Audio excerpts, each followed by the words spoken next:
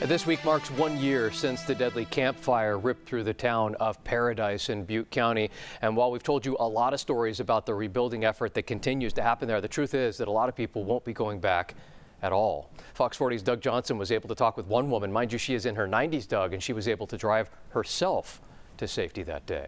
Yeah, she certainly was, and this woman's story is pretty incredible, Eric. She left Paradise with only the clothes on her back, and like many who survived the idea of going back, there is just simply too much to bear. Oh, it was horrible. While she can laugh about it now, 94-year-old Emily, who didn't want us to use her last name, says escaping Paradise November 8th, 2018 was a horrific ordeal. At first, she saw the smoke coming from her mobile home in Apple Tree Village. Gee, we could see the fire, you know, the trees. There were a lot of trees around. And then I couldn't get anything out of the telephone. Everything was shut off. So, even though she was 93, she got in her car and left.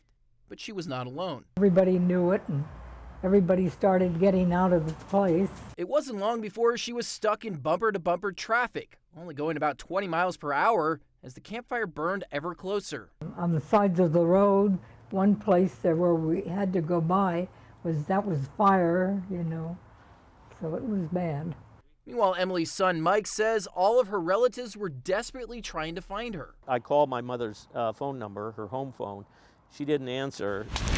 Everyone was evacuating the town, so we were all kind of in a panic. Eventually, Emily made it to Oroville, where she was able to use the phone at a restaurant. We were really proud of her. She drove out of there with fire on both sides of her car at the age of 93.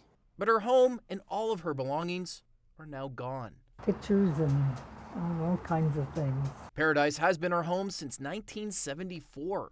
It was a wonderful little town, and I was getting along fine. Now living at the Roseville Commons retirement home, she says sadly she would never consider going back. I wouldn't want to because, I don't know, they could have another fire.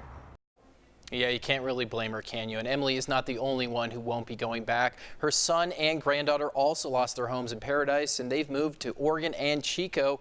And so many others say it's just not worth the risk. In our studio tonight, Doug Johnson, Fox 40 News. Doug, thank you.